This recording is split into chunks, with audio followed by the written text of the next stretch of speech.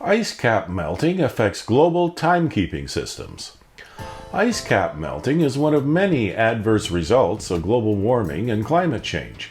Find out how the flow of meltwater from Earth's poles to its equator is affecting our planet's rotation rate and how our atomic clocks measure time. An old friend of mine has an issue with celebrating annual or seasonal events. He insists that time is linear, not circular, and that milestones like birthdays, anniversaries, holidays, and seasons are meaningless. In a sense, he's right, of course. After all, a clock only runs one way.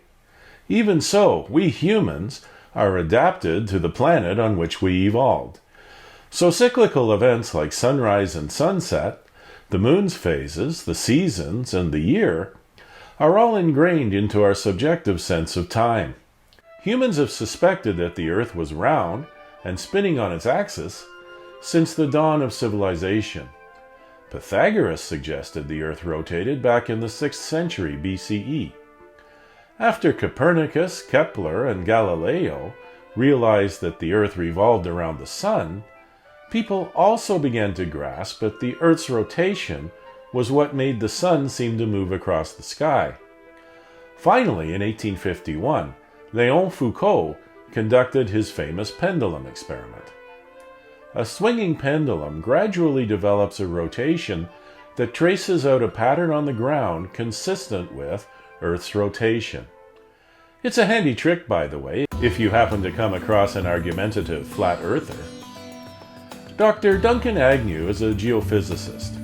He's been a professor of earth sciences and geophysics at the University of California, San Diego's Scripps Institution for more than 4 decades. Professor Agnew is the author of a research paper that the journal Nature published this week. The study found that as global warming melts our polar ice caps, it changes our planet's rotation rate. The Earth's rotation has been naturally slowing down, very gradually. It's nothing anyone would notice, but our hyper-accurate atomic clocks enable scientists to measure it. Every once in a while, usually on New Year's Eve or sometimes at the end of June, scientists will add a leap second to their atomic clocks to keep them in sync with the Earth. This is essential now that our instruments are more accurate than the natural cycles to which we're all attuned. Our smartphones and GPS systems wouldn't be accurate if satellites didn't know precisely what time it is, for instance. Since 1972, the International Earth Rotation and Reference System Service has added leap seconds to Universal Coordinated Time on 27 occasions. However, this new study suggests that the Earth's rotation is naturally speeding up, while climate change is countering that acceleration. As Professor Agnew told the Washington Post, global warming is managing to actually, measurably, affect the rotation of the entire Earth. Things are happening that have not happened before. The Earth isn't perfectly round. It's slightly flatter at the poles, and it bulges a bit at the equator. Now that our ice caps are melting, the meltwater shifts toward the equator, increasing that equatorial bulge. At the same time, land near the poles isn't as weighed down by the ice, so it gets rounder. As we've discussed in a previous Dare to Know story, there's another factor that influences our planet's rotation rate. The Earth's molten, iron liquid core is always churning, generating our magnetic field. This fluid motion causes the solid mantle of the Earth to spin at different rates. The liquid core's rotation has been slowing down, which speeds up the solid part of Earth's rotation. If it weren't for global warming, Earth's natural geology would be speeding up our planet's overall rotation rate. Climate change puts the brakes on that natural process. Even a few years ago, the expectation was that leap seconds would always be positive and happen more and more often, Professor Agnew explained.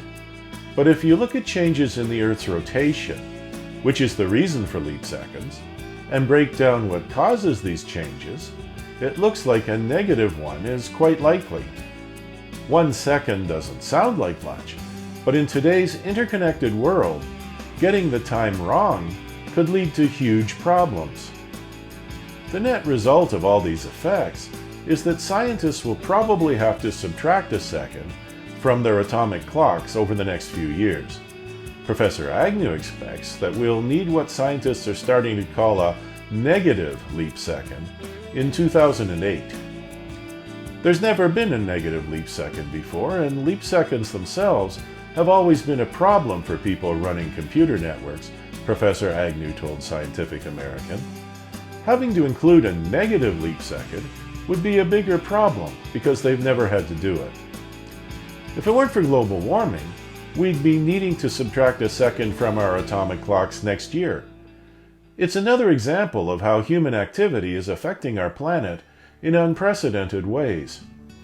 What underlies all this discussion is the discrepancy between my friend's linear conception of time, as measured by mechanical clocks, and the cyclical time based on heavenly bodies to which living things respond in natural cycles.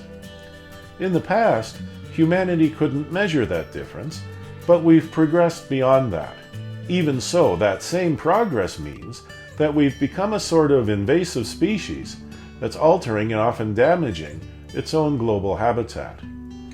Adding or subtracting a second every few years may seem trivial, but it's similar to the 1 to 2 degree difference in global average temperature that humanity is also causing. These subtle differences affect the balance and harmony of our entire ecosphere. We're having an unprecedented effect on the world around us, while at the same time, we're striving to gain a grasp of that world and our place within it. We're also struggling to define ecology and how the laws of nature really work. Professor Agnew concluded by saying, "This is another one of those 'this has never happened before' things that we're seeing from global warming. The idea that this effect is large enough to change the rotation of the entire Earth. We always have more to learn if we dare to know."